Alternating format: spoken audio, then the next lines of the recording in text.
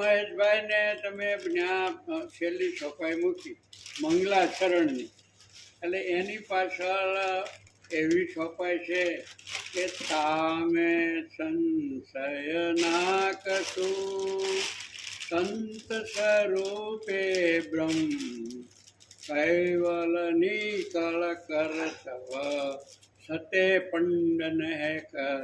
આપણા બાપનું ખેતર છે, વાડી છે, 25 વીઘાનો નંબર છે, વાયરિંગ કરેલું છે.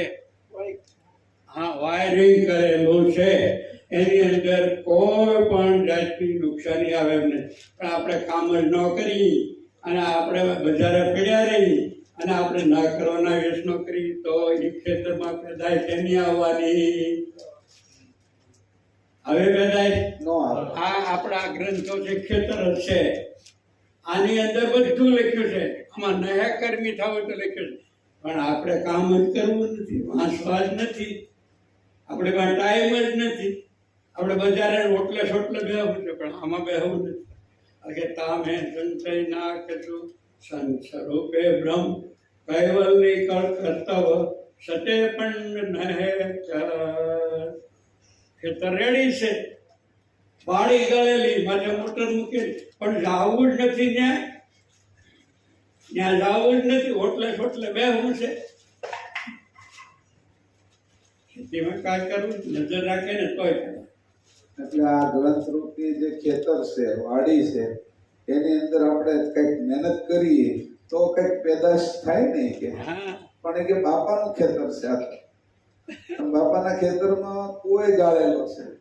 તમે કીધું છે આદરના અંગમાં, એમાં બધા બિન નીર ના પાયે ખેત કી ગીત પાતાળ કેરવી કે તેરને તો બોલો તે ચોપાય. બધી ચોપાય તો તમને યાદ હોય, મને ન હોય. હા, ઉપખાને બિન નીર ના પાયે ખેત કી બીજ નીર પાતાળ કેરું ફેરને જો વિના બાર ના આવે નાજ ના હોય કદા ક્રતવેરું. ક્રતથી વિરુદ્ધ કાંઈ બનવાનું નથી. બાપનું ખેતર છે, એમાં હળ હાંકવું પડે, કળિયું હાંકવું પડે, સાર નાખવા પડે, ખાતર નાખવું પડે, એનું જતન કરવું પડે, એનું પોષણ કરવું પડે, બધું કરવું પડે ને. ના, આને તો ઓટલે સોટલે જ બેહવું છે, જલસા કરવા, પાંડા ડબ્બા મારવા, માવા 15 ખાવા, બીડીયું પીવી, ચા પીવા, આવા ધંધા કરવાના છે. ખેતરમાં કાંઈ કરવું નથી. અમારા મહેશભાઈ પાસે બેહવું તો બીડી પાન માવો ખાધો એને ત્રિકાળની ઠેઠ અહીંથી ઉપડી જાય. પાન માવો ખાધો ગયો. એટલે એને કીધું કે આ ખેતર છે ને, આ ગ્રંથ રૂપી, એને ખેડવું પડે, એમાં મહેનત કરવી પડે. એમનું એને કાંઠે બેઠા રહી તો એ કે આપણે કઈ મળે નહીં. નીર પીધા કે હું કીધું તાહીનો તાહી ઝલકા કરે, તમે કહેતા હતા ને. હા, જાનવી તીર કોઈ વીરવાસો વસે, જાનવી તીર કોઈ વીરવાસો વસે, નેક બેઠો જઈ નિર્યાગે તાહીનો તાહી મન માહી જપ્યા કરે, પણ નિર્પીતા વિના પ્યાસ ન ભાંગે. આ તો જાનવી નદી છે, આ બાપનું ખેતર છે, અને એની માલિકો કેવી ફર્સ્ટ ક્લાસ જમીન છે. કોઈ બી કાંઈ કરવું પડે નહીં, પણ જતન તો કરવું પડે ને, સંરક્ષણ તો કરવું પડે ને, સંવર્ધન તો કરવું પડે ને. કાંઈ કરવું નથી, બસ જલસા જ કરવા છે. બજારોમાં ગઈ, ઓટલે સોટલે ગઈ, કોઈ દિવસ પેદાશ નહીં આવે, કોઈ બી પેદાશ નહીં આવે. હું જખ મારીને કહું છું પેદાશ નહીં આવે. આ એ ખેતરમાં કામ કરી શકાય. હા, પણ એટલે એને એવું કીધું કે જે અત્યાર સુધી આપણે ગ્રંથોનો જે અભ્યાસ ઊંડાણથી કરવો જોઈએ એ આપણે ન કરી તો અત્યાર સુધીમાં આપને જે ફાયદો મળવો જોઈએ મનુષ્ય અવતારનો એ મળે નહીં. અને આપણે ખેતર આપી દીધું, બાપનું ખેતર, 18 ગ્રંથો રૂપી 18 આપણે કહેવાય ને કે વીઘાનું ખેતર આપ્યું છે. અને 18 વીઘાના ખેતરની અંદર આપણે છે એમાં મહેનત ન કરી કે અને બાજુમાં નદી જાતી હોય કે ને કાંઠે બેઠા બેઠા પાણી પીવું છે, એને પ્યાસ લાગી છે, પણ એને જલપ્યા કરી કે પાણી હમણાં પાણી પીશ તો પાણી મારા મોઢામાં આવે તો આવશે નહીં કે આ તાપીને દેખી જાય છે કે, પણ કાંઠે બેઠા બેઠા પ્યાસ ન બુઝાય કે, એમાં ઉતરવું પડે, પાણી પીવું પડે કે, બહુ વાળી પાણી કાઢી પી તોય કે પ્યાસ બુઝાય એમ આ ગ્રંથો છે. અને આ ભવની જન્મની પ્યાસ છે આપને લાગેલી, એ પ્યાસ છે એ ખાલી અહીંયા આવીને કીધું કે 7 દિવસનો શિબિર કરીને વયા જાય એનાથી ચાલવાનું નથી. અહીંથી ગયા પછી પણ આપણો અભ્યાસ, આપણું મનન, આપણે છે એ જે કઈ લક્ષ્ય માટે પ્રયત્ન કરવાનો હોય એ મહેનત અને સાચી દિશામાં પ્રમાણિકતાથી નીતિ નિયમ અને ન્યાયપૂર્વક કરવી જોઈએ. જે એ ન્યાયથી કરો તો એ પ્રાપ્ત થાય. પણ તમને એમ થાય કે ભાઈ મારે છે એ બાજરો છે આ વર્ષે લેવો છે, બાજરો છે મને 10-15 ગુણી બાજરો થવો જોઈએ મારા ખેતરમાં, અને તમે છે એમાં થોર વાવી દીધા, બાજરો ક્યાંથી ઉત્પન્ન થાય? એટલે એના નીતિ નિયમ શું છે, ન્યાય શું છે કે તમારે જે જોતું હોય એના બિયારણ નાખવા પડે ને.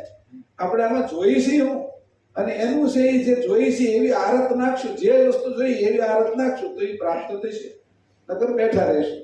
આજના આપણો જે વિષય છે કે પ્રશ્નોત્તરી કે એના વિશે તો કાયમ પંથ અને જ્ઞાન સંપ્રદાય. ગઈકાલે આપણે શું વિષય હતો? બાલ તિલક, પછી અંકુર અને લક્ષ વજન.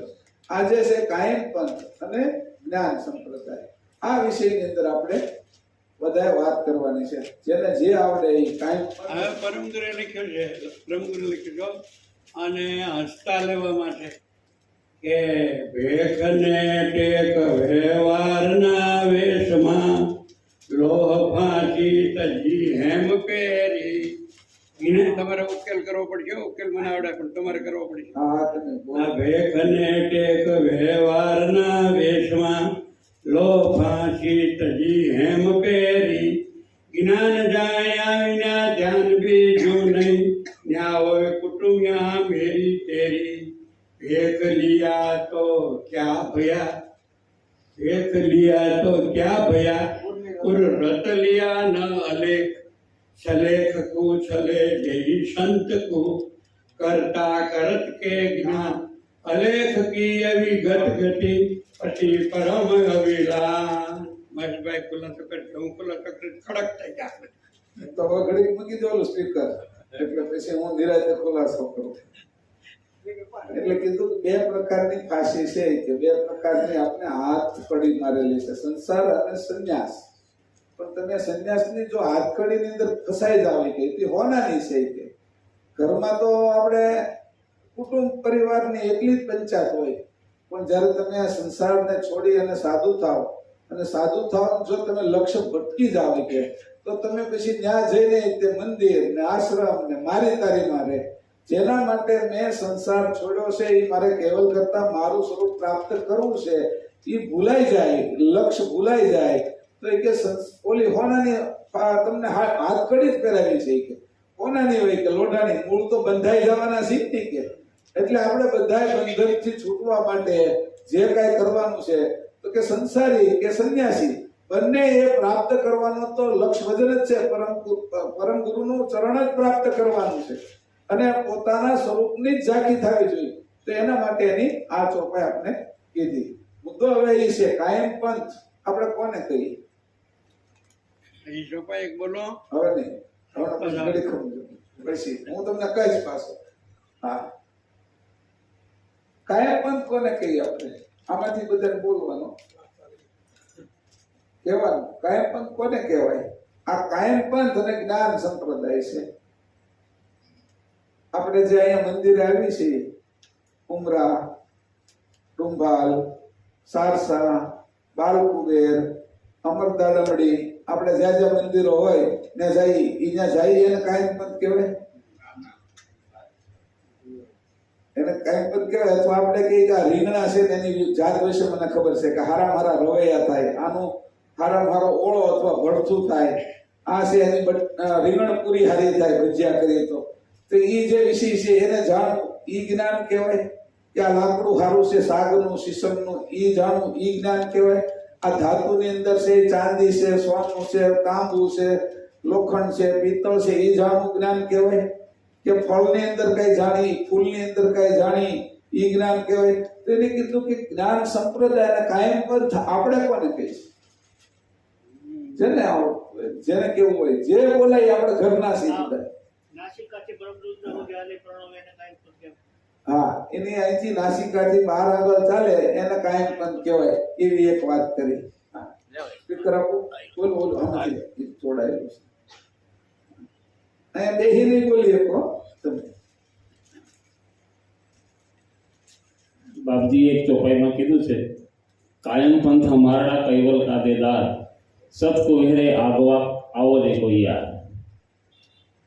કાયમ પંથ એ જ્યારથી સૃષ્ટિ નથી, જ્યારથી આદિ કૈવલ કરતા હતા એ સમયથી કાયમ પંથ ચાલતો આવે છે. ઉત્પત્તિના ક્રમથી વિનાશ સુધી, મહાપ્રલય સુધી એ કાયમનો કાયમ રહે છે. કૈવલ કરતાની જે જાણ છે, જેની ઉપજણ છે,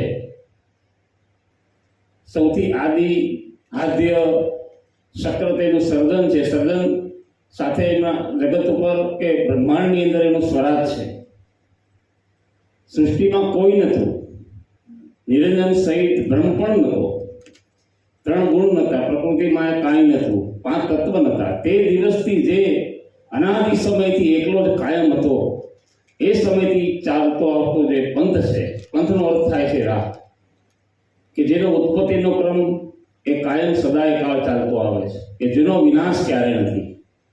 મહાપ્રલયની અંદર પણ એની જાણ છે, એ વિનાશ થતી નથી. એને મારી દ્રષ્ટિએ હું કાયમ પંથ કહું છું. એટલે આવો ને કોઈ યાર, આવો મારો અવિનાશી પંથ છે કે આ પંથની અંદર મારો ભેટો થઈ શકે છે. કાયમ પંથ અમારા કૈવલ કાદેદાર. જગતના સર્જનહારનું જો દર્શન કરવું હોય, દીદાર કરવો હોય, તો મારા પંથની અંદર તું આવ, એવી વિનંતી પરમ ગુરુ બાપજી પોતે કરે છે. સતકુવેરે આગવા, આ આગવો પંથ છે, જગતથી ન્યારો છે, જગતના તમામ પંથોથી જુદો પંથ છે, અને જે કોઈ કાળ વિનાશ પામતો નથી. મહાપ્રલયમાં પણ આ પંથ જતો નથી, એને કાયમ પંથ કહેવામાં સરસ. સત્ય છે. અને આ આપી દો ને તો પછી ત્યાંથી ફેરવી નાખવાનું પડ્યું. એટલા માટે જે આ નજીક. સરસ. તો એની જે ઉત્તર આપ્યો કાયમ પંથ માટે, અને એની જે સમજ હતી એ આખી આપણે વાત કરી, સરસ મજાની વાત કરી. આ કાંઈ નહોતું ત્યારથી કાયમ પંથ તો છે જ છે ને છે જ. ઉત્પત્તિમાં કાયમ એટલે માર્ગ, કાયમ એટલે કાયમ રહેવા વાળો, ક્યારેય નાશ ન પામે એવો, અને એવો આ પંથ. અને એ બધાથી આગવો છે એમ કીધું. પાછું એમાં જે શબ્દ વાપર્યો ને, આગવો, બધાથી ન્યારો, અલગ. બીજા બધા સંપ્રદાયો કેને ઉદ્દેશીને હાલે છે? તો કોઈ ઘાટને ઉદ્દેશીને હાલે છે, તો એ સગુણની અંદર કોઈ અવતારોને ઉદ્દેશીને હાલે છે, કોઈ ગુણને ઉદ્દેશીને હાલે છે, કોઈ શક્તિને ઉદ્દેશીને હાલે છે, કોઈ છે એ ઈશ્વરને ઉદ્દેશીને હાલે છે, અને કોઈ છે આ શ્વાસ, પ્રણવ અથવા બ્રહ્મને ઉદ્દેશીને હાલે છે, આત્મા પરમાત્માને બ્રહ્મને. તો આપણો પંથ છે આગવો, એનાથી આગવો. આ બધાનો જે ઉદ્દેશ છે એનાથી આગવો છે. કે આપણો પંથ કોને ઉદ્દેશીને હાલે છે? આપણે હું કયું મહત્વનું છે આપણા પંથમાં? ધારો કે કોઈ કહે કે અમે વૈષ્ણવ છીએ, તો એની અંદર એને સત્વ ગુણ મહત્વનો હોય. અમે શૈવ સંપ્રદાયના છીએ એમ કોઈ કહે, તો એને છે શંકર વિશેની ઘણી આસક્તિ હોય. તો આપણે કઈ જગ્યાએ આપણું મન ઠેરવવાનું છે, આપણી સમજ ઠેરવવાની છે? કાયમ પંથમાં આગવો છે એ કેવી રીતે? બધાથી આગવો છે. પહેલું તો એ થઈ ગયું કે આ બધું નહોતું તોય છે, આ છે તોય છે, આ નહીં હોય તોય છે, આ કાયમ પંથ છે એમ કીધું. પછી એમાં કીધું આગવો. આગવો એટલે બધાથી આગળ. એ કેના આધારે આપણે કહીશું? હા, કયો?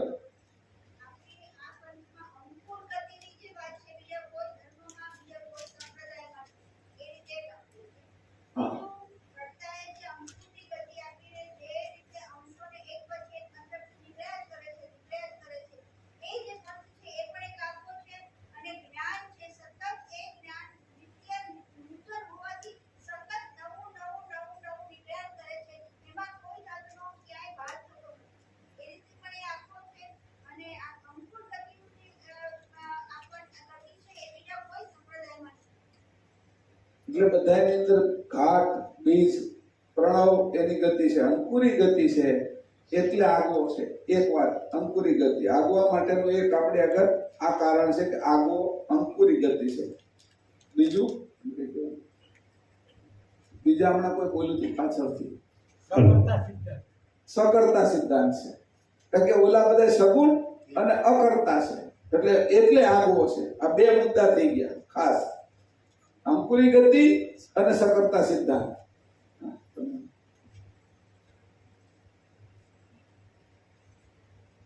જ્યારે કૈવલ કરતા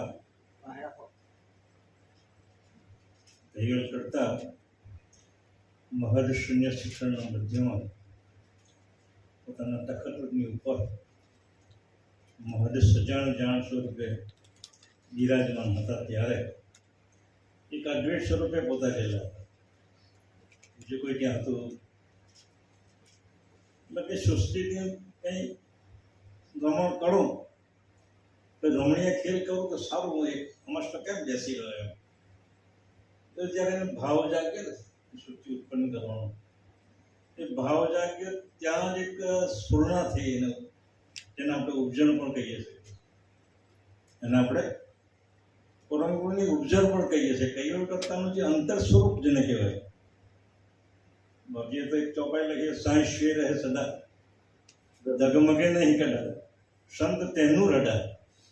કૈવલ કરતાનું જે હૃદય જે છે એ જ સંત છે, એને જ પરમ ગુરુ કહેવાય, એને જ ઉપજન પણ કહેવાય.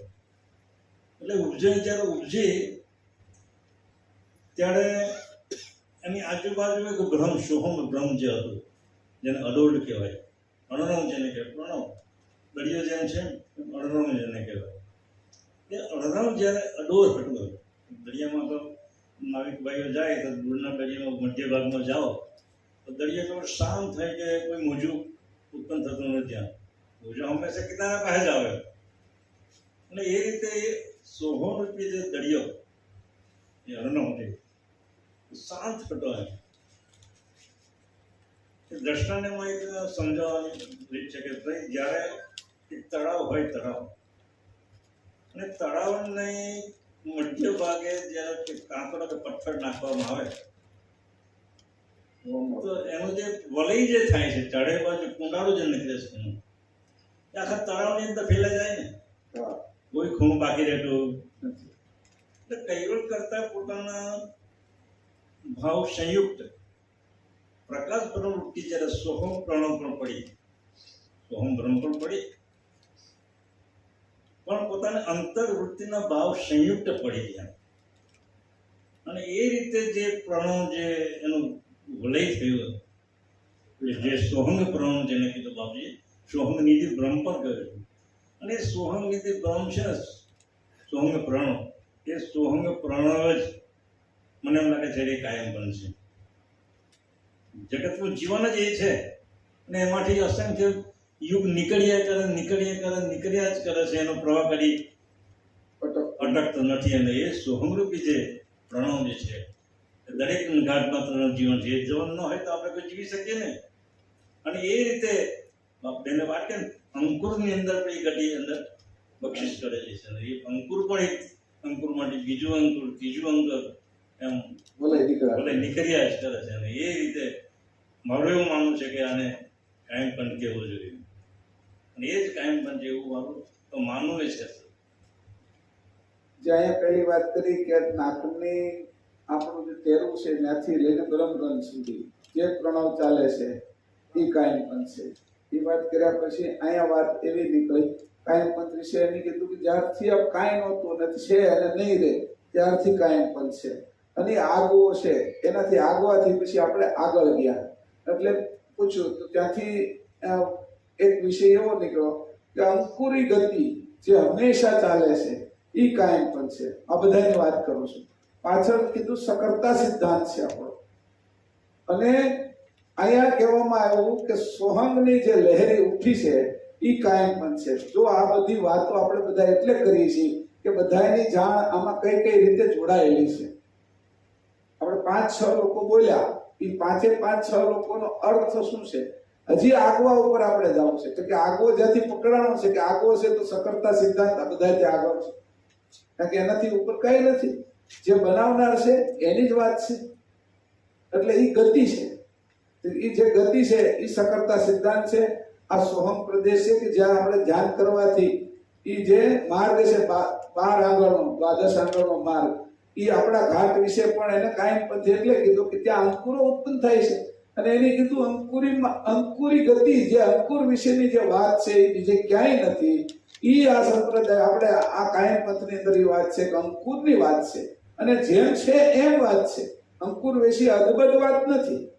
એમાં કઈ રકમો ભરેલી છે, એની હું અસર થાય છે, અંકુરમાંથી અંકુર કેમ નીકળે છે, ઈ આ 12 આંગળનો જે પ્રણવ હાલે છે અને એની અંદર જે રચના થાય છે, નર અને માદાના 500 પાખડીની અંદર અંકુરો ઉત્પન્ન થઈને 1000 એટલે સહસ્ત્ર દળ કમળ છે, એની વાત આમાં આવી ગઈ. એટલે ઘાટ વિશેની વાત આવી ગઈ. સકર્તા સિદ્ધાંત છે એટલે હંમેશા અંકુર એને ઉત્પન્ન કર્યા કરે છે. અને એની જે રીતે વાત કરી કે આગવો તો આ રીતે છે કે બધું નહોતું ત્યારે, અત્યારે અને નહીં હોય તો આ કાયમ પંથ હશે. હું હોક ન હો, કાયમ પંથ આવ્યા કરશે. સમય છે એ તો જાયા જ કરવાનો છે, આપણે હોય કે ન હોય. સમય રોકાવાનો નથી, સમયમાંથી આપણે નીકળી જઈશું. એમ કાયમ પંથ એવો છે એ કાયમ ને કાયમ ચાલ્યા કરે છે. એ સમયની પારથી ઉત્પન્ન થયેલો છે, સમયની પારથી આવેલો છે, અને સમયમાં ઘટી અને પાછો સમયની પાર વયો જાય છે. તો આ બધું સમયમાં છે, પણ આ કાયમ પંથ છે એ સમયની બહાર છે. એટલે એ રીતે આપણે જોઈએ તો કાયમ પંથ છે એ બધાથી આગો છે. બીજું એની અંદર એવું છે કે આ ચેતન સિદ્ધાંત છે. હા, પછી બીજું કયું કાયમ પંથ છે એની અંદર સજાન જાણ છે. બીજો મુદ્દો જ્યાંથી આવ્યો કે જાણ કેમ ખબર પડે તો ઓલી જે મૂળિયું છે ને એને પરીક્ષા કરવાની ખબર પડે છે કે જ્યાં પથ્થર આવે ને ત્યાં ફૂંક મારે, એ સીધું અથડાતું નથી. પથ્થરે જે ઝીણી ફૂંક લાગે ને એની અંદર તો કઈ જગ્યાએ પથ્થર છે તો ત્યાંથી વળી જાવ ઉપર નીચે આડું ઓળું અને એનો માર્ગ ગોતી લે. જો એ અથડાઈ જાય મૂળિયાનો જે ભાગ તો એનાથી તૂટી જાય અથવા એ બ્રેક થઈ જાય તો એનો આગળનો વધારો ન થાય. એટલે એ જોઈને નીચે જોઈને પછી પોતાના મૂળિયાનો વધારો કરે. એ વનસ્પતિને ખબર છે, કીડીને ખબર છે જાતિ હોય તો કઈ જગ્યાએ મારો ખોરાક છે, અને એ ખોરાક લાવીને બધાને કહેતું જવાનું તો એને પોતાના દરની અંદર મૂકી આવવાનું.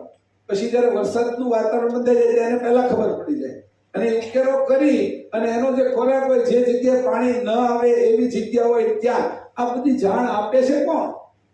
કે આ રીતે સજાણ જાણ ઈ પણ કાયમ પંથ છે. અંશની જાણ, સજાણ જાણ જે અંશ દ્વારા આ બધાને મળે છે. આપણા શરીરની અંદર 90% 95% રોગો એની મેળે મટી જાય. 5% રોગો છે એના માટે આપણે દવા લેવા જવું પડે છે. તો ઈ અંદર મટાડવા વાળી જાણ પણ છે કે શ્વેત કણો રક્ત કણો એની સામે લડાઈ કરે અને એ બધાને બહાર કાઢી મૂકે. બહાર આપણે પાકિસ્તાનની સરહદે રીતે આપણા સૈનિકો રાખી છે, ચાઇનાની સરહદે આપણા સૈનિકો રાખી છે, પછી છે એ બાંગ્લાદેશની સરહદે આપણા સૈનિકો હોય છે. અને અંદર કોઈ દેશની અંદર એ રીતે કઈ બળવો ફાટી નીકળે, કોઈ મોટા ખોટા આંદોલન થાય એને ડામવા માટે પોલીસ તંત્ર, અર્ધલશ્કરી દળ, સીઆરપી, એસઆરપી એ બધું આપણે રાખીએ છીએ. તો એવી સગવડતા પહેલેથી જ આપણે આ ઘાટમાં આપી દીધી છે કે તમારી અંદર કોઈ પણ પ્રકારનો ઉપદ્રવ થાય તો એને સમાવી દે. એ જાણ ક્યાંથી મળે છે કે આપણો પંથ છે સજાણ પંથ, એટલે કાયમ છે સજાણ. કોઈ પણ સમયે આ જાણ જૂની જાણ આપણી થતી નથી, એટલે કીધું નિત્ય નવીન જાણ છે. બીજો વિષય ને આ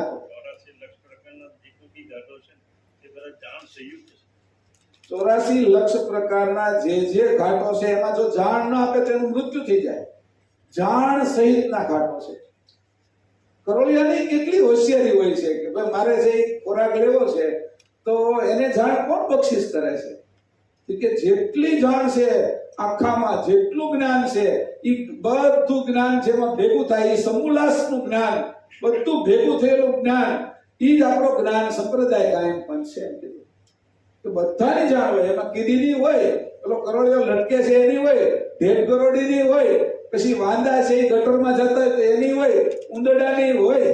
એક કે એવી વસ્તુ નથી કે એ જાણ સિવાય ઉગરી શકે. બધાને પોતાના જીવન માટે જાણ જોઈ. એ બધી જાણ આપનાર કોણ છે? તો કે ઈ કાયમ છે. આ 5-6 જણાની વાત. હવે બીજા કોઈને કઈ આ વિશે કઈ કહેવાનું? નારાયણદાસ મહારાજ કહે છે, તમે જાણની વાત જે કરો છો ને, દૃષ્ટાંત આપો છો ને, નારાયણદાસ નિમિત્ત માત્ર આરોપણ વસનાર, સજાણ ખુશી વિનતી સર્વજ્ઞ સાક્ષાત. નારાયણદાસ નિમિત્ત માત્ર આરોપણ વસનાર, એ ગુરુ સેવા પૂરણ કરી રીજ દિયા વરદાન, કહે નારાયણ જીત જાવે ચિતમાન. હવે કીધું અહીંયા કે જાણ છે એ આપી, પણ જો આ ચોપાઈ છે પછી જાણ હારે આખી બેહતી નથી, પણ છતાંય છે કે જાણનો વિષય છે નારાયણદાસને કીધી. આ બધી જાણ છે નારાયણદાસને કહીને પરમ ગુરુએ આ બધા ગ્રંથોની અંદર નારાયણદાસનો ઉલ્લેખ કર્યો છે. હે નારાયણદાસી કે તારે મારે સપનાંતરે અંતર નથી, એટલે કે આ જ્ઞાન હું સીધું જો કોઈને પાય શીખે તો એ બધા બચાવી શકે એવા છે નહીં. એટલે નારાયણદાસ રૂપી પાત્ર બનાવી અને જ્ઞાન એમાં ઠારીને આપણે બધા એને રકેબી ભરી થોડું થોડું આપે છે, આપણે પી શકીએ. નકર આપણી આ અન્ન નળી છે એ હળી જાય, જીભ તો કુકળાઈ જાય. ગરમ પીવાઈ ગઈ હોય ને તો 3 દિવસ સુધી આપણને ખબર પડે દૂધ કે ચા ગઈ તો જીભની હાલત કેવી થઈ જાય. તો એને કીધું કે આ જ્ઞાન છે એ કઈ બધાય બચાવી શકે એવું નથી. એટલે નારાયણદાસને કીધું કે આવી જાણ જે બધાને મેં આપી એની કરતા ઉપરની જાણ છે. કીધીને એની રીતે આપી, સૂર્યચંદ્રને એવી રીતે જાણ આપી. તો મૂળ જાણ છે એ જાણ રૂપી આ જે સંપ્રદાય છે આ કાયમ પંથ છે આપણે. બીજું આના વિશે એક ચોપાઈ અહીંયા કીધી છે 81 માં, કાયમ પંથ હમારા કહાઈ, કાયમ કરતા સદા રહાઈ, નામ રૂપ વિચલ મમ પંથા, સદા મોક્ષ પદ કૈવલ કંથા. બીજી એની પાછળ 15મી ચોપાઈ છે. આનો ઉદાહરણ કરજો. ઉપજે ખપે ન બિનસે ધામ, સો પદ મમ પંથન કે નામુ, જ્ઞાન સંપ્રદાય મમ કેરી, जिनसे सब मिल चेरा चेरी. હું કીધું કે ઉપજે ખપે ન બિનસે ધામુ, સો પદ મમ પંથન કે નામુ. ઉત્પન્ન થાય નાશ થાય એવો નહીં. એ બધા આ બાજુના પંથો છે. આ ઉત્પન્ન નથી થતો, નાશ નથી થતો ને કાયમ છે એટલે કાયમ પંથ. બિનસે ધામુ એનો વિલાય નથી જતો એવો આ કાયમ પંથ છે. જ્ઞાન સંપ્રદાયની વાત કરી. જ્ઞાન સંપ્રદાય કોને કહીએ? જ્ઞાન છે એ કે આ ગ્રંથમાં આપ્યું છે એ જ્ઞાન જ કહીશું આપણે. જ્ઞાન સંપ્રદાય એક કોષની અંદર એક અણુમાં ભરેલું જ્ઞાન છે. આપણી સામે રાત્રે ઉઠી અને એકદમ આપણે લાઈટ કરીને પ્રકાશ થાય તો આંખો અંજાઈ જાય ને એના માટે આંખ છે ને એની કીકી નાની થઈ જાય, અને તમારે અંધારું હોય એમાં જોવું હોય તો આંખની કીકી મોટી થઈ જાય. તો એને એની આપને ખબર નથી, એને એનું જ્ઞાન છે. જ્ઞાન આપણી અંદર જ્ઞાન આપને જ્ઞાન છે એ આપણી બુદ્ધિનું છે, પણ જ્ઞાન આંખમાં ભર્યું છે એ કેવું? અને પછી તમે જુઓ દાંતની અંદર છે એ તમારે ક્યારેય કોથમરી ભરાયેલી છે કોઈને? કઈ દાંતમાં છે ખાતા ખાતા કઈ ભરાયેલું છે? અને પછી જીભ શું કરે આખો દી? જ્યાં સુધી નીકળે નહીં ને ત્યાં સુધી જ્યાં ઘોડ્યા જ કરે છે. એને કોને કીધું તું જા? એને કાઢ્યા વગર છૂટતો નથી. જાણ એટલે જીભને દાંતમાં ભરાણું છે, જીભને અત્યારે કાંઈ સંબંધ નથી, હાવ જુદી છે. છતાંય એનું કઈક કનેક્શન છે કે જ્યાં સુધી ન નીકળે ત્યાં સુધી એને ચેન ન પડે. આપણે કાંઈ ન કરીએ ને થોડીક વાર ત્યાં પછી જીભને આડે, થોડીક વાર કાંઈ ન કરો પાછી જીભને આડે, અને શાંતિ થાય નહીં જ્યાં સુધી નીકળે નહીં ત્યાં સુધી. આપણે બેઠા હોય ને અહીંયા પછી હમણાં લાડવા ને એવું ખાઈને આવ્યા હોય, વળી એમાં ભજીયાની અંદર કઈ કોથમરી કે કઈ એવું તણપલું કરી ગયું હોય, પછી અહીંયા બેઠા હોય ને તો કઈ જીવ અહીંયા ન હોય, જીભ છે ને ત્યાં હળે ગીરા કરતી હોય. એને ખબર પડે છે જ્ઞાન કેવું છે. આ ઝીણી ઝીણી બાબતો છે. તો જ્ઞાન કેટલા ભાગની અંદર કેમ ભરેલું છે? આંખની અંદર કણું પડે આપણે શાંતિ નથી થતી. ફાહ વાગી હોય કોઈને ખબર છે, ઝીણી એમથી ફાહ કરી ગયો હાથમાં, તો એ ફાહ નીકળ્યા વગર આપણે શાંતિ નથી થતી. તો તો તમે જુઓ વિજાતી તત્વ એકે રાખવા માટે કોઈ તૈયાર નથી. અને વિજાતી તત્વ છે ઈ, અને આપણે વિજાતીને એવા ભળી ગયા છે કે આપણે આપણો ખ્યાલ ભૂલી ગયા છે. આપણે ભૂલી ગયા. અંશ પોતે ચેતન અને જડ શરીરને ચેતન કરે, પોતે પોતાને ભૂલી જાય.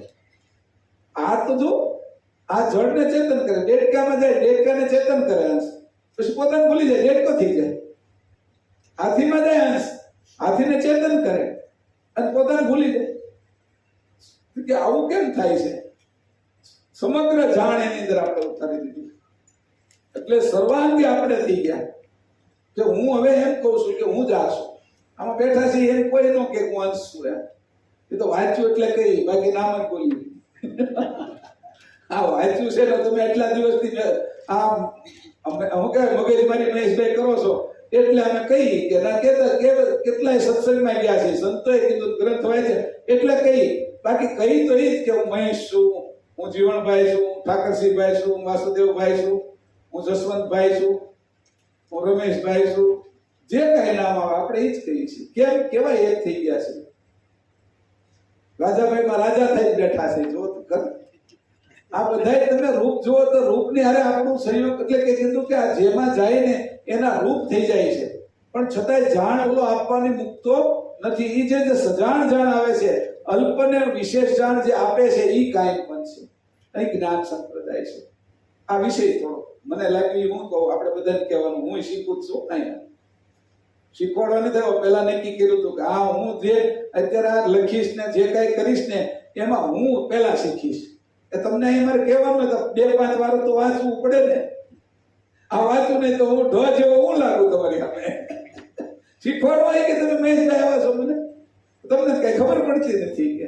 એટલે મારું પાકું થાય એટલા માટે આપણે સત્સંગમાં હું અહીં બેઠો છું.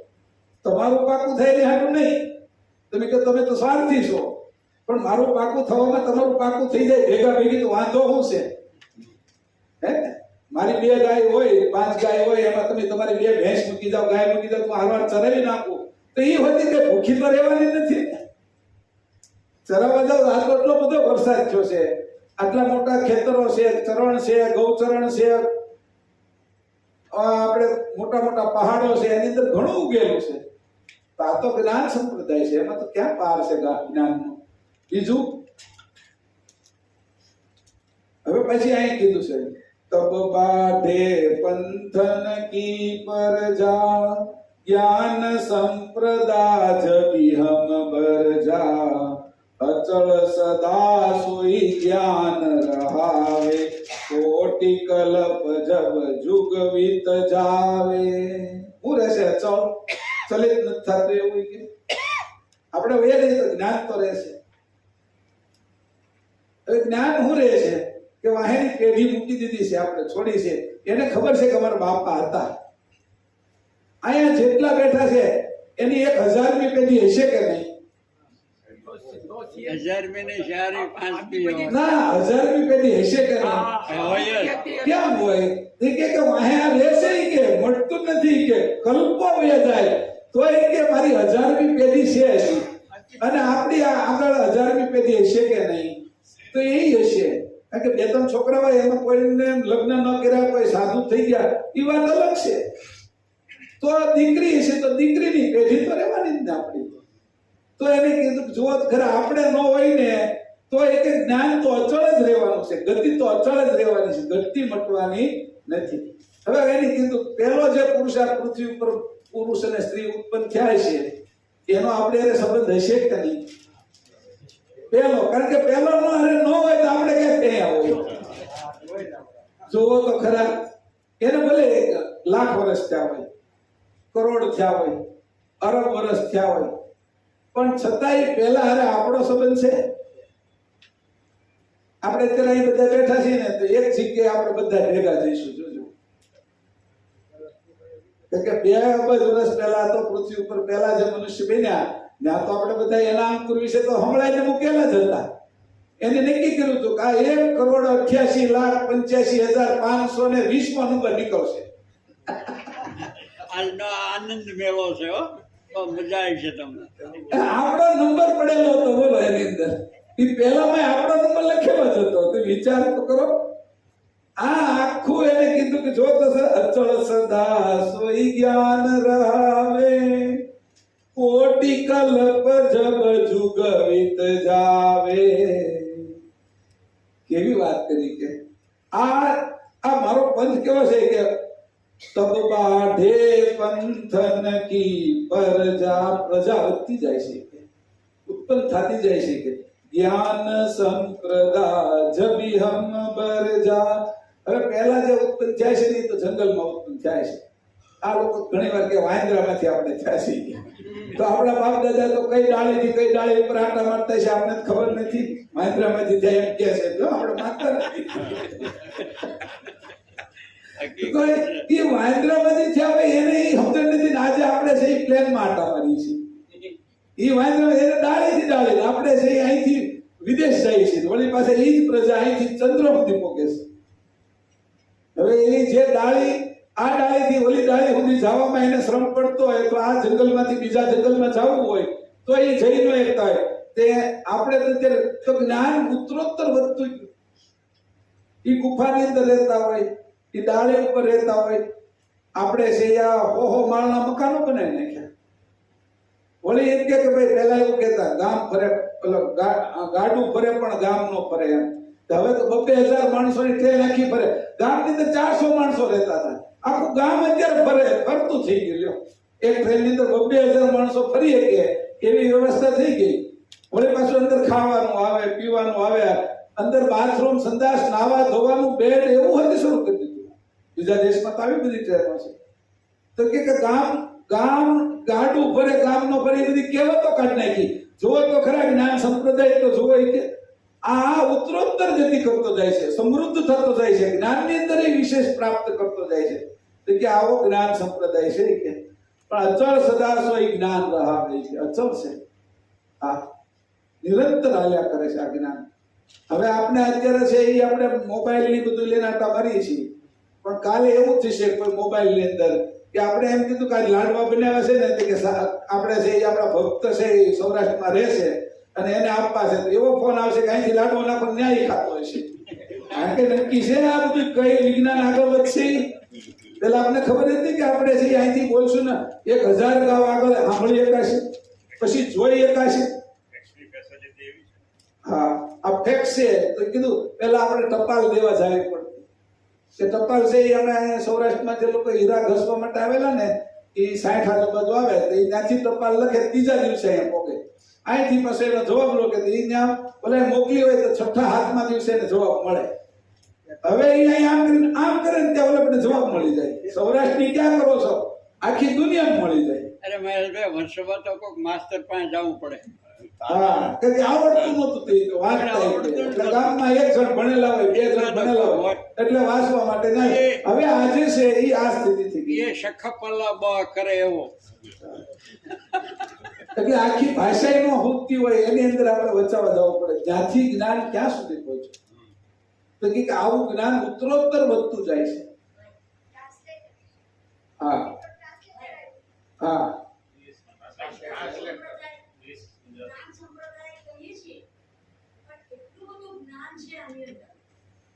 વિરાટમાં શું છે, સ્થાવરમાં કયા કયા તત્વો છે, જંગમમાં કયા છે, કયા દેવોમાં કયા છે, માણસોમાં કયા છે, પ્રાણીઓમાં કયા છે, પક્ષીઓમાં કયા છે, અને માણસની અંદર પણ કેટલા ખાસ કરીને ગુણ ગણ, આ ગણનો કોન્સેપ્ટ ક્યાંય નથી.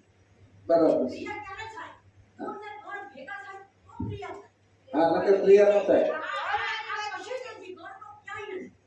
એટલે કે એટલું બધું વૈજ્ઞાનિક છે, કોઈ પણ સમજે ને તો આ બુદ્ધિથી સમજે તો પણ અને વ્યવસ્થિત રીતે સમજે તો પણ વૈજ્ઞાનિક રીતે સમજે તો પણ આ ક્યાંય તોડ નથી. એટલે આ જ્ઞાન સંપ્રદાય માસીનો અભ્યાસ હમણાં બધા અમે આ પંચમ વેદની અંદર જે કઈ ક્રમમાં ગોઠવી છે ને એની અંદર અભ્યાસ કરવાનો થયો. માસી રહે છે અમદાવાદ અને પહેલા છે એ ઇન્કમ ટેક્સ કમિશનર હતા અને અત્યારે છે એ આ ગ્રંથનો અભ્યાસ કરે છે નિરંતર. અને આ અભ્યાસ કરતા એટલી બધી જાણ કે આ તો આખો કે ગ્રંથ ને આખો સંપ્રદાય વૈજ્ઞાનિક છે કે વિજ્ઞાન સિવાય કે વાત જ નથી કે. અને ગુણની તો એક આખા ગામને ખબર, પ્રભુને લખ્યું છે, ગુણની તો બધાને ખબર પડે છે, પણ ગણની કોઈને ખબર નથી કે. તો આ ગણને વિશે એની જે વાંચ્યું ની જે સમજાય કે આ ગણ વગર કોઈ કાર્ય ન થાય.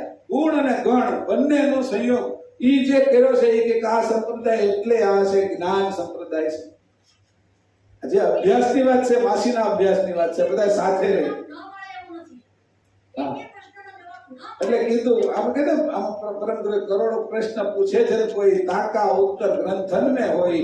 માસીના અનુભવ એવો થયો કે એમ કે છે કે મને જેટલા પ્રશ્ન થયા ને એટલાના જવાબ આ ગ્રંથની અંદરથી મળી ગયા છે.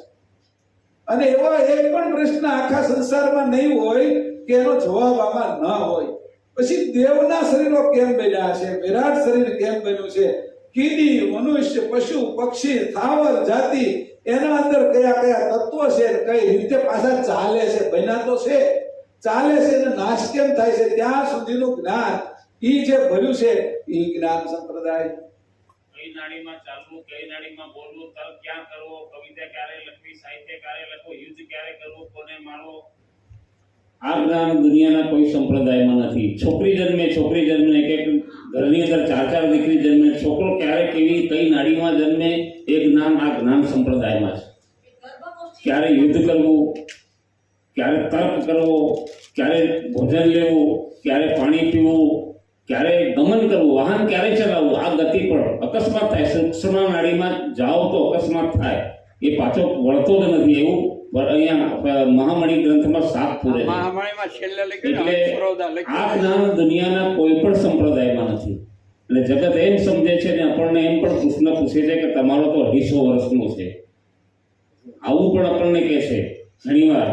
પરંતુ આ જ્ઞાન ખરેખર અનાદિકાળનું છે ને દુનિયાના કોઈ તખ્તામાં આ ગોઠવાયેલા શબ્દો નથી અને આ ગતિ મૂકેલી નથી. એટલે જ્ઞાન સંપ્રદાય પર ગૌરવ હોવો જોઈએ અને એ જ્ઞાન વિશેષમાં વિશેષ આપણે જાણવું જોઈએ. હવે એની જે વાત કરી છે જોવો તો ખરા કે કઈ વાત બાકી છે કે શિવ સ્વરાજે નામનું શાસ્ત્ર આ લોકો કાર્ય કરે છે. અને શિવ સ્વરાજે શિવજીએ એક મૂંઢમાં જે બ્રહ્માજીએ પાકનું કપાઈ ગયું એની. કપાયું, એક મૂંઢમાં ધારણ કરી. એ મૂંઢમાં કપાયેલા માથામાં આટલું જ્ઞાન જે રહ્યું એ પકડ્યું અને એને શિવ સ્વરાજે થયું. એનો ખજાનો કપાવા મણીમાં. સમજાય ગયું કે ખાલી કપાઈ ગયેલી આંગળી હતી ઓલી જે આપણે છે કે ઢેર કરોડની પૂંછડી પડી હોય એ હલતી હોય એટલું જ્ઞાન છે એ સંસરોદયમાં છે કદાચ કે પછી થોડીક વારમાં બંધ થઈ જવાની હોય. તો એ જ્ઞાન આપણી આગળ તો આખો ખજાનો છે, ચેતન વસ્તુ છે આપણી આગળ. તો આ જે છે એ જ્ઞાન સંપ્રદાય છે. માસી જે હમણાં કહેતા હતા કે એક પણ વાત એવી બાકી નથી કે સંતાન કેવું થશે. તો ગર્ભગોષ્ઠીનો વિષય જે છે 17મો સિદ્ધાંત અને પંચમ વેદની આ એની વાત કરી છે કે પંચમ વેદની અંદર કીધું કે બાળકીને બાળક કેવા થશે, ક્યાં સુધીના થશે, કઈ રીતના થશે એનું જ્ઞાન, પગ કેમ મૂકવો, ઊભું કેમ થવું એનું જ્ઞાન. બીજું આ તો મારો દાખલો છે એટલે સિદ્ધ ત્યાં ઓલું આપો ને સ્પીકર.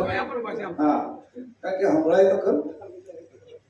તો ભાઈ આગળ આવી જાય ને તો બધાને લેવાઈ જાય કંઈક થોડું, કારણ કે આ બધાનો અનુભવ તો થાય એનું પાકીટ લઈ લે. આ એક મારો પોતાનો અનુભવ કહું છું કે આપણા સરોદય પરથી આપણા ગર્ભગોષ્ઠી પરથી મેં આખું એક તારણ કરીને એક આખું કરેલું અને એવી રીતે 3 બાળકોનો જન્મ કરાવ્યો છે કે કયા સ્વરમાં કઈ રીતે તમારે સાથે મળવું, સંયોગ કરવો અને કયા દિવસે કરવો અને કેવું સંતાન પ્રાપ્ત કરવા માટે કઈ નાડી જોઈએ, આ બધાને સંકલન કરીને માતા પિતા પાસે આ કરાવ્યું છે. અને 2-3 સંતાનો એવા થયા છે કે જે અત્યારે કેવા કહીએ ને કે એકદમ અકલ્પ્ય બુદ્ધિવાળા બાળકો થયા છે. એક દીકરી થઈ છે ને એક દીકરો, બંને અકલ્પ્ય બુદ્ધિવાળા. એટલે આ તો સિદ્ધ થયેલી વસ્તુ છે. એટલે આ આપણા પંચમ વેદની આટલી મોટી જે કહીએ ને કે સિદ્ધિ છે કે જે એના જ્ઞાનથી આ વસ્તુ શક્ય બની છે. એને કીધું હમણાં જીવનભાઈ કહે છે કે ઉપરના હંગનું એટલું કામ હોય કે જેની અંદર આ વસ્તુને સમજણ કરી અને 3 સંતાનો જેવા જોઈએ એવા પેદા કરી શકાતા હોય તો એ કે આ જ્ઞાન કેવું છે કે આ જ્ઞાનનો હું અર્થ સમજવો. એની એ જ વાત કરી કે એક એવી જગ્યા નથી આ પ્રણવ વિશે. પ્રણવની અંદર બધું જ ઐશ્વર્ય ભરેલું છે. આ પ્રણવના ઐશ્વર્યની અંદરથી જે પ્રણવ જે પ્રમાણે ચલાવીએ છે એ પ્રમાણે ફરજત ઉત્પન્ન થાય છે. એ બાળકી જેને કર્યું છે એને અત્યારે 4 ભાષાઓમાં, અત્યારે છોકરી 10 વર્ષની છે, 4 ભાષાઓમાં એને કવિતાઓ લખે છે. તમે એની કલ્પના ના કરી શકો કે આટલું બધું ક્યાંથી આવ્યું. 10 વર્ષની દીકરી 4 ભાષાઓની અંદર કવિતા લખે છે. એનો પ્રેક્ટિકલ અનુભવ, પબ્લિશ થયેલી છે. પ્રેક્ટિકલ અનુભવ છે. તમે આમાં બેઠા છો કઈ કલ્પનાઓ હવે નથી રહ્યા, અને તમારે પણ આજ બધું આગળ જઈને કરવું પડશે. જ્યારે આગળની પેઢીને આ કહેશો, જ્યારે આપણા ઉમરાના યુવાનો જો આ કામ કરે તો એ કેવા સંતાનો પેદા કરી શકે, વિચાર તો કરી જુઓ. તમે આ પ્રયોગ કરો તો બહુ સારી વાત છે, કારણ કે વિજ્ઞાન સિદ્ધ બધા ગ્રંથો બાપજી લખેલા છે. અલ્પકના હંગમાં જો આટલી તાકાત હોય, 84 લાખ પ્રકારના દરેક ગાંઠતંત્રમાં અલ્પકના હંગ મૂકેલું છે. આ અલ્પકની તાકાત નથી, આ પરમ ગુરુના જ્ઞાનની તાકાત હું છે. એ જ કહેવા માંગુ છું, જુદી વાત કહું છું કે અલ્પકના હંગમાં જો આટલી તાકાત હોય તો સર્વજ્ઞ હંગમાં કેટલી હશે? એક તો સવાલ જ. હવે એ સર્વજ્ઞ હંગના આપણે બાળકો છે. એટલે અને હવે એને જો આપણે સમર્પિત ન થઈએ તો આપણા જો નાલાયક કોઈ નહીં મળે. આપણે અલ્પજ્ઞ સર્વજ્ઞને સમર્પિત થવાનું છે, એનો ગૌરવ રાખવાનો છે, એનો ગર્વ કરવાનો છે, એનો અભિમાન કરવાનો સમય છે આપણે આગળ. કે આપણે એટલા બેઠા છીએ અહીંયા, તો આપણે આપણા ભાગ્ય કેવા છે કે આ અનુભવો છે, આટલા અનુભવોના પ્રેક્ટિકલ વિષયો છે. આજે વિચાર કરતા થઈ જાય એમ છે. હું તો ઘણા વૈજ્ઞાનિકોની સાથે બેહું છું, પ્રોફેસરોની સાથે બેહું છું. એ બધાને એક આશ્ચર્યચકિત થઈ જાય છે બધા.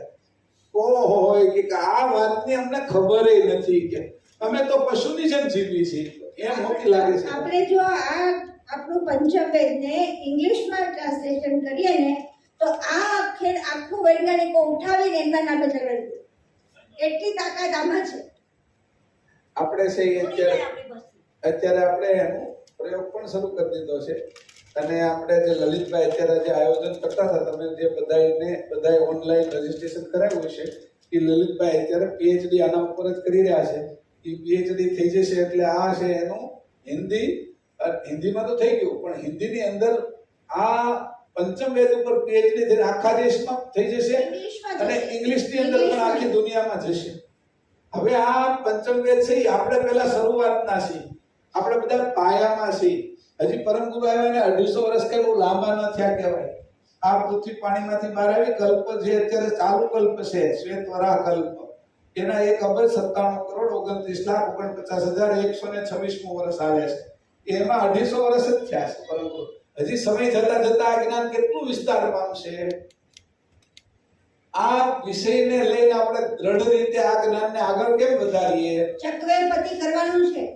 સ્કૂલોમાં કેવી રીતે લઈ જઈએ, હવે કેમ લઈ જઈએ. હા, એટલે હવે આ જ્ઞાનને છે એ આપણે આપણા યુવાન લોકોમાં, બાળકોની અંદર એને કેવી રીતે પ્રવાહિત કરીએ કે જેથી કરીને આવતી પેઢીને આ ઉત્તમ શ્રેષ્ઠ પરમ ગુરુનો માર્ગ મળે, પોતાના સ્વરૂપની ખબર પડે.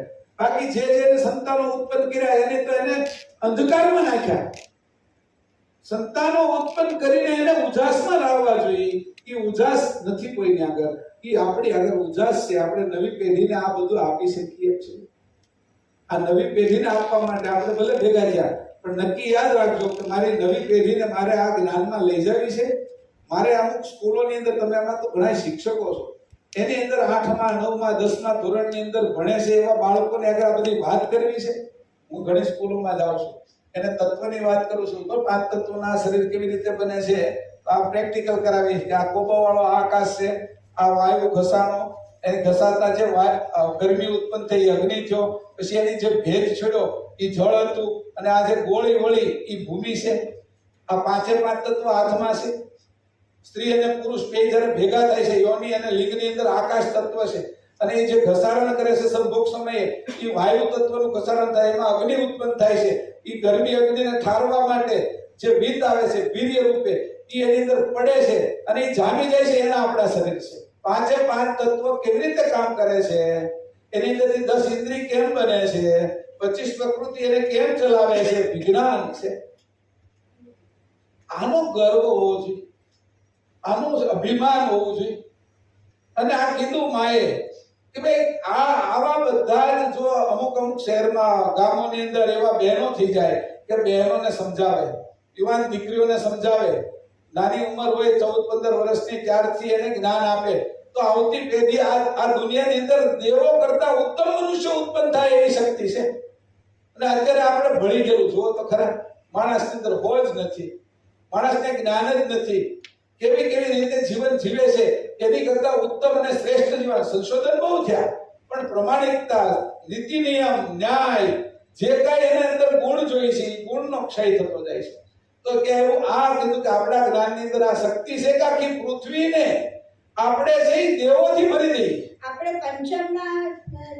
જંગમના પંચીકરણમાં જો બધા લોકો થોડું જુઓ તો ખબર પડે કે સંતાનો પ્રાપ્ત કરવા માટે કઈ રીતે કઈ નાડી ચાલતી અને કેવા ઉત્તમ સંતાનો પ્રાપ્ત. તો ખાસ કરીને યુવાન ભાઈઓ એ લોકો જ આ ખાસ વાંચે, એનો સ્ટડી કરે અને એને જીવનમાં ઉતારે. જીવનમાં ઉતારવાનું શાસ્ત્ર છે. હા, બોલ એના તો એનો વિડિયો લીધો.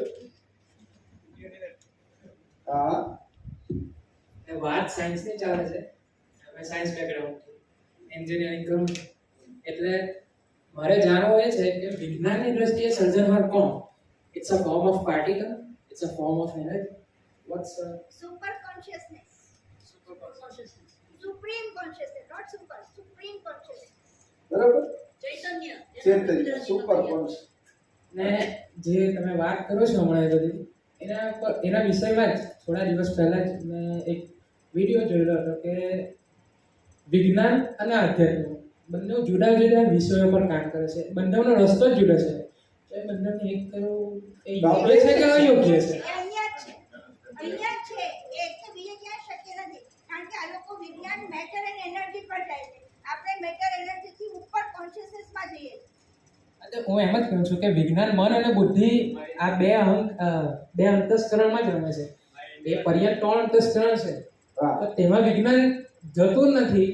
તો આપણે વિજ્ઞાનનો સહારો લઈને આપણને એને સાબિત કરવાની જરૂર નથી. વિજ્ઞાનનો સહારો લઈને અત્યારે જગતમાં શું ચાલે છે? વિજ્ઞાન. પણ આપણું તો નવું વિજ્ઞાન છે, એ જ વિજ્ઞાન છે. આ વિજ્ઞાન છે. જ્યારે વૈજ્ઞાનિકો આ લોકો વિજ્ઞાનને મેટર અને એનર્જી સુધી જ લઈ ગયા છે. આ મેટર અને એનર્જી બંનેને જનરેટ કરનાર જે સુપર કોન્શિયસનેસ છે એ લોકોને ખબર જ નથી જે સાયન્ટિસ્ટો કહેવાય છે કે આપણી અંદર આ પડ્યું છે, આપણા ઋષિ મુનિઓમાં એ હતું. એ અત્યારે આપણે અહીંયા વધારે ઉજાગર કરવાની જરૂર છે કે આપણે બધાએ જાગવાની જરૂર છે. એટલે આ પોઈન્ટ કીધો. આપણે જાણીએ ત્યારે જાણીએ. હા, એટલે જાણવાની જરૂર છે.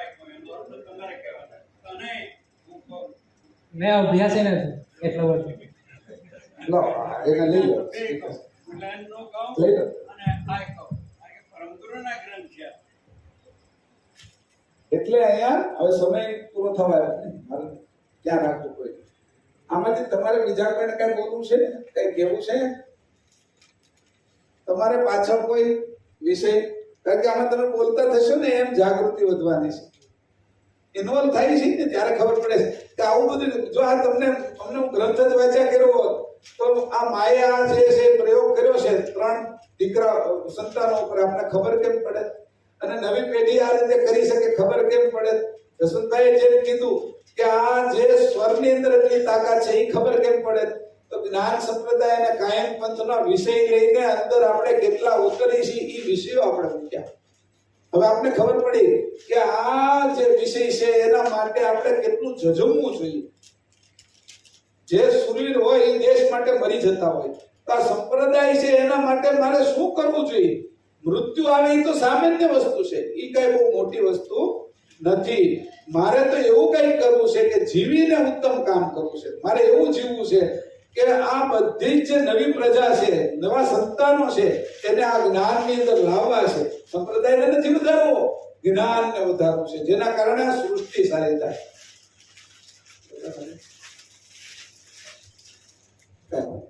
હવે 4 વાગી ગયા છે, પછી 4:15 કે 4:20 પાછા આપણે ભેગા થઈશું. કહેવાનો મતલબ મારો એ છે ભાઈ કીધું કે સંપ્રદાયના તો 250 વર્ષ થયા. ઘણા કે છે તો ને ઘણા બધા કે આપણા સંપ્રદાયના બી માણસો આપણને એમ કે ભાઈ આપણા સંપ્રદાયમાં તો 250 વર્ષ છે. પરમગુરુ આવ્યા તેને 250 વર્ષ થયા. પણ જ્યારે કૈવળ કરતાના ધામથી જ્યારે પ્રથમ નીકળ્યા તો વચ્ચેના 11 ધામ છોડી દીધા અને એક એક ધામની અંદર એક એક પુરુષ, જેને સોહમ પુરુષ વ્યાખ્યા બાપજી આપેલી છે, તો એક એક પુરુષનો ત્યાં વાસ છે. તો જ્યારે નિરંજન પુરુષના ધામમાં આવ્યા ને તો કેટલાક દિવસો એવું નથી લખ્યું, કેટલાક કલાકો લખેલા છે મને લાગે. તો એટલા દિવસ રોકાણા નિરંજન ધામની અંદર. ત્યાર પછી નિરંજન ચડાવ્યા, કૈવળનો લક્ષ આપ્યો, નીચે શક્તિધામમાં આવ્યા. શક્તિધામમાં કેટલાક દિવસો રોકાયા, ગૌરલોકમાં આવ્યા, પછી બ્રહ્મપુરી ત્યાર પછી ટોટલ 21 ધામોમાં આવ્યા. અને નિરંજનનો એક જ દિવસ અહીંયા અબજો વર્ષ ચાલ્યા છે. તો એ ક્યારથી નીકળ્યા હતા વિચાર તો કરો. અને આપણા સંપ્રદાયવાળા એમ જ કહેશે 250 વર્ષ થયા. અન્યની આપણા સંપ્રદાયમાં કહેનારા છે. એટલે આપણા સંપ્રદાયમાં જે જ્ઞાન વ્યવસ્થિત આપી શકતા નથી આપવું છે. એટલે કહેવાનો મતલબ કે પરમ ગુરુ તો જ્યારથી નીકળતા આની બાબત અંદર ગણતરી પણ છે જ. 51 મહિના લાગે તો ઓછા પડે. એ સમયથી નીકળેલા છે અને એને 21 ધામોનું વર્ણન કર્યું. એટલે આપણો સંપ્રદાય 250 વર્ષનો નથી. 250 વર્ષ આપણે ખબર પડી એને છે. એ તો ચાલુ જ હતો, આપણે ખબર પડી એને પૃથ્વી ઉપર આપણે ખબર પડી એને 250 વર્ષ. એ તો ચાલુ છે, એ તો અનાદિ છે. એ પુરુષે 21 ધામને ચૂંટાવ્યા, બરોબર? એ કેટલો બધો મહેનત કરી હતો વિચાર તો કરો. નિરંજનને ચેતાવવા એટલે જેવી જેવી વાત છે. એ તો તેજોમય સ્વરૂપ છે અમારું. જે પરમકરણ જે છે ને એ તેજોમય તન માત્રનું શરીર ત્યાં ધારણ કર્યું. નિરંજન ધામમાં આવ્યો તો મહાકરણજીનું શરીર ધારણ કર્યું. આમ ક્રમશ પંચ દેહ એને ધારણ કરીએ, બરોબર? તો શાના માટે ધારણ કર્યા? પોતાના અંશને જાગૃત કરવાને માટે એને આ સ્વરૂપ ધારણ કર્યા, 5 સ્વરૂપ ધારણ કર્યા. અને કેટલી મહેનત કરી એ તો વિચાર કરો. આપણા માટે અંશને જાગૃત કરવાના માટે આટલી બધી મહેનત કરી છે. અને તે પછી અમારા જે ઉમરાના જે મંદિરના જે અધિષ્ઠાતા જેને કહેવાય રઘુરામજી મહારાજે 131 વર્ષ જીવ્યા, બરોબર? એના આખા ગુજરાતને એક કોઈ પણ ગામ બાકી નથી રાખેલું. ગુજરાતનું એક પણ ગામ તપસ્વી રઘુરામમાં જે ચેતાવાનું કોઈ બાકી રાખ્યું નથી. એણે એટલી બધી મહેનત કરી. શાના માટે મહેનત કરી? કોઈ અંશ જાગૃત થાય અને પરમ પદને પ્રાપ્ત થાય એના જે ઉત્તમ ભાગ્ય કોને કહેવાય એમ કહ્યું. તેમ છતાં આપણે સહેજે મળેલું છે. આપણે કંઈ કરીએ છીએ અત્યારે? કોઈ કંઈ કરતું નથી. કોઈ કિંચિત માત્ર અત્યારે અમારા તો પ્રથમ પ્રયાસ છે આ જ્ઞાન શિબિર યજ્ઞ શરૂઆત કરવાનો. અમારા કિંચિત પ્રયાસ છે એમ કે જેથી જગતના લોકોને જ્ઞાનની ખબર પડે. અહીંયાથી આ શિબિર માટે જે કોઈ બી જ્ઞાન લઈને જશે, 40-50 માણસો આપણી અહીંયા આવેલા છે. તે કઈ એક અનેક જગા છે. એક જો માણસ જે જાગશે એમાંથી તો એ તો લાખોમાં જગા છે. અને એ રીતે મારો તો યુવાન મારા મિત્રોને મારી તો વર્ષોથી એ જ પ્રેરણા હતી. વારંવાર કહેવાય કે જ્યારે મહેશભાઈ જોડે જ્યારથી અમારો ભેટો થયો છે ત્યારથી વારંવાર કહેવું છે કંઈક કરવું જોઈએ, કંઈક કરવું. મને કીધું કે જીવનભાઈ આ બધું છોડી દેતું મને. આ મંદિરની બધી ટ્રસ્ટી કરો તો છોડી દે, મારી પાસે ચાલી લેવા અમે બને. હવે આમાં જે તમે જે કંઈક કરી રહેલા છે એ તમારો જે સમય છે, તમારી જે શક્તિ છે, આ ટ્રસ્ટ મંદિરની અંદર બધી ખૂપી જાય છે. મેં કહ્યું બેન મારે ખૂપી જવાનો એ મતલબ નથી, પણ હું જો નીકળી જાઉં તો પછી આ બધું ઠંડુ થઈ જાય. એને માએ એવું કીધું કે તમે જ્ઞાન માટે જ હવે મહેનત કરો, ટ્રસ્ટને મૂકી અને જ્ઞાન જ ફેલાવો. એવી માએ વાત કરી કે હવે તમે ટ્રસ્ટ કરતા આ ટ્રસ્ટ કોકને નવાને સમજે, તમે સમજો છો જ્ઞાનને, તો તમે એના ફેલાવવા માટે જ હવે સમય આપો. કે ટ્રસ્ટના વહીવટમાં તમે સમય ન આપો કે આપણું જ્ઞાન અધૂરું રહી જાય, એવું માએ કીધું. એવું મને કીધું એટલે મને પણ હવે વિચાર આવ્યો કે વાત કરી અઠવાડિયા પહેલા. જોકે સમય આપણને ઓછો મળ્યો, મહિના પહેલાનું આયોજન કરવાનું હતું, પણ જે થાય તે કુદરતે જે નક્કી કર્યું તે થાય તે પ્રમાણે. એટલે આ આયોજન સુંદર રીતે થઈ રહ્યું છે. હવે મારે એક પ્રશ્ન બધાને પૂછવાનો. બસ. છોકરાઓને ખાસ કહું છું કે એને તમે હવે મારે એક પ્રશ્ન પૂછવાનો છે. જીવણભાઈએ જે વાત કરી કે પરમ ગુરુ 21 ધામને ચેતાવતા આવ્યા છે અને એની જ્ઞાન સંપ્રદાય, હું તમને બધાને પૂછું છું, તમે 21 ધામને ચેતાવ્યા, આપણે બધા 21 ધામને ચેતાવશું? હાલો હવે આપણે કારણ કે એનું કામ હવે આગળ વધારવું છે કે નહીં? હાલો નક્કી કરો બધા. આપણે અમે 21 ગામ, અમારી જિંદગી આખી પૂરી થાય ને ત્યાં 21 ગામની અંદર અમે કાયમ પંથ લઈને જઈશું. હાલો બરાબર છે ને? તમારું એ જ કહેવાનું હતું ને કે આપણે છે એ નાનપણથી લઈને અમે ભલે 2 મળે એક ગામમાં, 3 લોકો મળે, એક કુટુંબ મળે, પણ 21 ગામ મારે નક્કી કરવા છે કે 21 ગામ આજુબાજુમાં હું ફરીશ. પરમ ગુરુ તો 21 ધામમાં જઈને આવ્યા. એની આગળ એવી ગાડી હતી, આપણે આગળ એવી ગાડી નથી. સ્કૂટર હશે કે સાયકલ હશે કે જે હોય કે બસ હશે, એમાં જઈને આપણે કામ કરવાનું છે.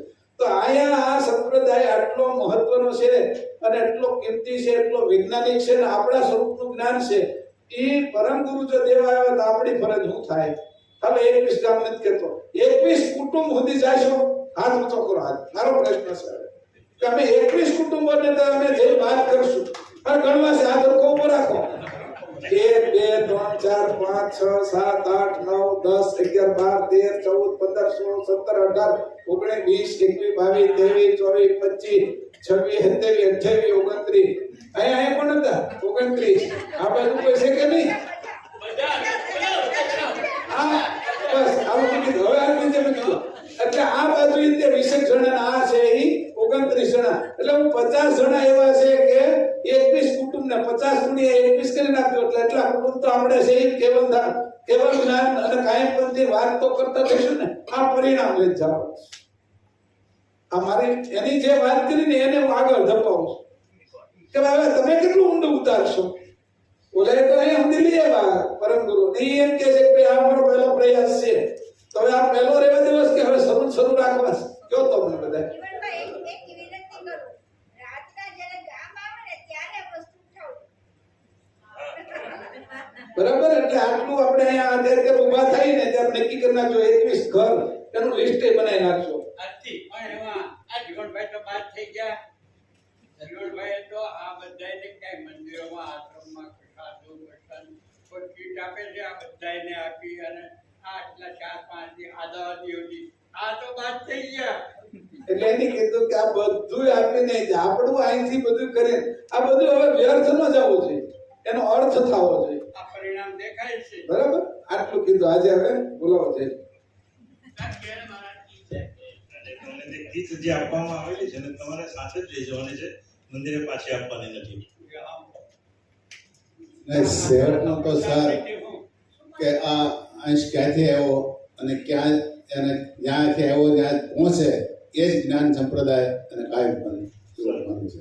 જ્યાંથી આવ્યો છે ત્યાં પહોંચે એ જ્ઞાન સંપ્રદાય એ જ કાયમપંથ. છેલ્લું આ વાત કરતી હતી અને એ પોતાનું આપણે મહેનત કરવાની છે. ગામમાં બરાબર ગામમાં जी शक्र स्वराज करुणेश करता की कृष्ण स्वामी महाराज की हेमंत करुणा सागर भगवान की नरेश सागर महाराज की महंत तपस्वी रघुराम महाराज की परमहंस सुखानंद जी महाराज की विष्णुदास जी महाराज की शांतिदास जी महाराज की विठलदास जी महाराज की विश्वदास जी महाराज की धर्म संतन की देवन की कैवल धाम की गुड़गाड़ी सारसा पड़ी कायम पंथ के ज्ञान संप्रदाय के भारत की पंचम प्रथम वेद की राजस्थान की निर्वाचन प्रणाली समय का